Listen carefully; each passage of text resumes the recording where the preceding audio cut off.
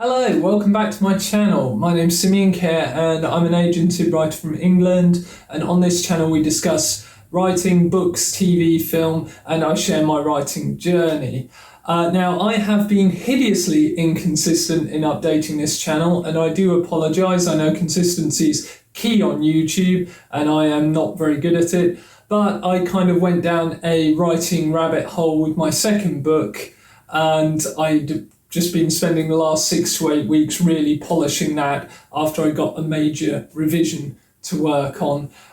So I'm kind of like that. I kind of get obsessional and tend to just work on one thing. So apologies, that's why I haven't been updating the channel very much, but I'm very excited to bring you my review of this book, Legends and Lattes. And this is a major book in the new kind of cozy fantasy genre, and that's a genre I'm hoping my new book will sit in. Yeah, so stick around and I'll give you my thoughts on the book.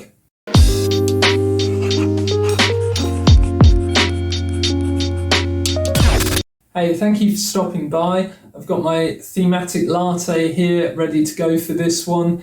And yeah, maybe you missed this when it originally came out like I did and you're just reading it now. Maybe you're reading it to get ready for the prequel that's coming out, or maybe you're just curious about it and you'd like to hear more, or maybe you have read it and you'd like to hear my thoughts. Well, I loved this book. I thought it was fantastic.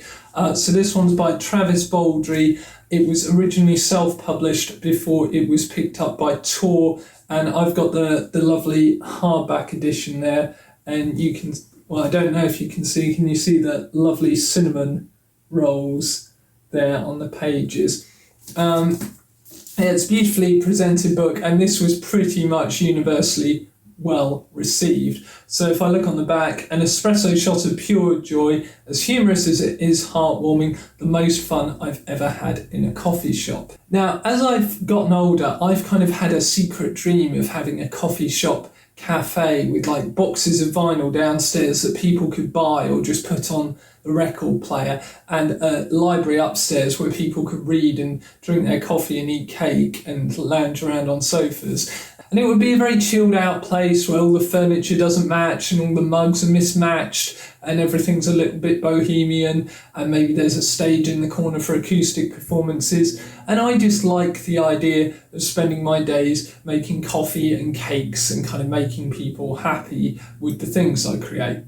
And I think a lot of people kind of like that sort of idea, like the idea of a cozy, comfortable, simple life and creating something that other people would enjoy. And if that sounds good to you, then you will absolutely enjoy this book. Now, this book is a fantasy, but I'd say it's really about operating and owning a small business. So the main character of this book is Viv. She's an orc.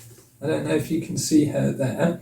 And that's Tandri, who's the love interest and also the first person Viv hires for her business. We'll get onto her later. So Viv is a mercenary orc who spent her whole life fighting and killing things, and she's very, very good at this, but she wants to start a new life. So Viv saves up all her money, walks away from the mercenary life, and wants to start a coffee shop in a city where nobody's heard of coffee. Viv went to a far-off gnomish coffee shop and fell in love with kind of the smell of the coffee and the atmosphere, and she wants to do this even though she's not quite sure what she's doing. One of the themes in the novel, and one thing I especially like, is this idea of starting a new life and becoming something other than the most obvious perception of yourself. So when people look at Viv, they see a very big, strong warrior, and there are moments in the novel where Viv is presented with a problem where she could solve it with violence, but she always opts not to because she doesn't want to go back to this old way of being. And you see a similar thing with Tandri, who's a succubus, and I do like succubus or succubi characters. I had one in my first novel, and I love when writers subvert the tropes. So, for example, with Tandri, she's very shy and quite introverted. She wears sweaters to cover herself up, and she's not really interested in using her charm and seductive abilities to get what she wants. She wants to be respected. She's got great business acumen. She wants things done in the right way, and she's very intelligent. She uses her charms once or twice in the novel, kind of begrudgingly, but that's not really what she wants to do. The other theme that comes through in this novel really well is found family. So there's an eclectic cast of characters who are all very funny and have really well-written mannerisms and quirks, and they come into the coffee shop, and you get this feeling of a growing community and of a found family of outcasts who have all kind of got their own small issues, but when they come together, they make this really good coffee shop. An example of this would be Thimble, whose character I love. He's a ratkin, so he's kind of like a small ratish creature who doesn't say very much, but he's a genius baker. And when Viv realises this, she hires him without question, gets him all the supplies he needs and lets him create. And he creates these wondrous treats for the coffee shop that no one's had before, and they sell out really quickly. And there's even a recipe in the back for Thimblets, which is one of Thimble's creations. So a nice thing that happens in the novel is you get to see the menu of the coffee shop expand as it goes. So it starts out with just coffee and lattes, and then you get baked goods and you get other things. And you do get this sense of a business that's growing and becoming successful. Now, the tagline for this novel is high fantasy, low stakes, good company, and it does deliver on what it's saying. That the high fantasy is there are all these interesting creatures, and there is a bit of magic and there is a bit of conflict, but really the conflicts are almost always resolved without violence or magic. And it's more about Viv finding a different way to do things. The stakes are quite low. All that's at stake is Viv and this business she's built and her well-being and the friendship she's made. And that's enough, because the way Travis Baldree writes this, I found myself caring about the characters really quickly and, just wanting Viv to do well.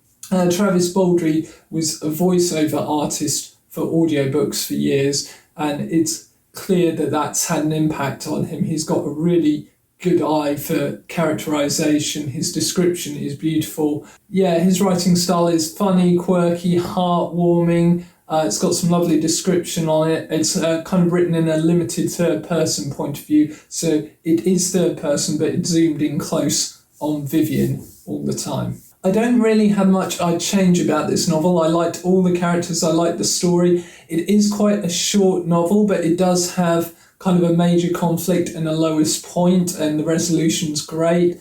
I could have done with more on the romance between Viv and Tandri. I don't think it was underdeveloped or anything like that. I just really enjoyed the romance and could have done with more. To be honest, it's a setting that I personally would like to revisit, so I guess I could have just done with more of the whole book. The way Travis Baldree writes, you get a feel, or I got a feel, that I was in the coffee shop. I could feel the wood beneath my hands, I could smell the coffee in the air. He's really good at kind of sensory writing. I was thinking sensual writing, but not that kind of writing, sensory writing. So there's a lot of description of smells and tastes and that kind of thing. There is an extra story at the end called Pages to Fill, because the novel actually finishes around 250, 260 pages, so they've put a bit extra in, and that gives more on Viv's backstory, and that's also a really good read.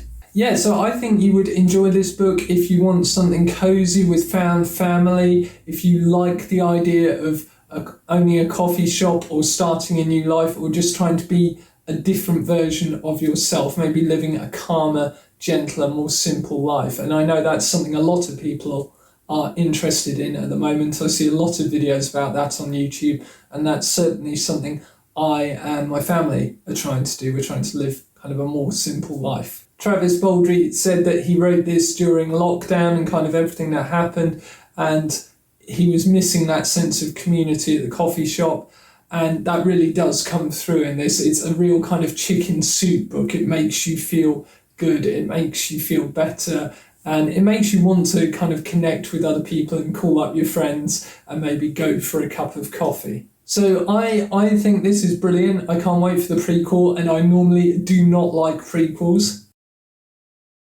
I also think the cozy fantasy space is going to keep growing. I'm also reading this book at the minute, so that's my next one I'll probably review, The Ocean at the End of the Lane by Neil Gaiman, which is like a cozy farmhouse fantasy with kind of Cthulhu-ish world-devouring creatures, and if you think, how can that work?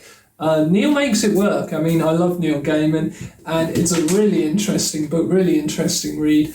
It's probably not bang in the middle of the cozy fantasy space, but it's got that aspect to it. I give this book a 9 out of 10. I'd definitely read it again. I really enjoyed it. I'd read other Travis Baldree books based on this one, and I'd definitely recommend it to other people. I think most people would enjoy this book. Let me know down below in the comments if you've read it or if you're going to read it and you're excited. Let me know what you thought. Let me know if you've got any recommendations for books in the cozy fantasy space. I'm reading a few of those at the minute because of my second book.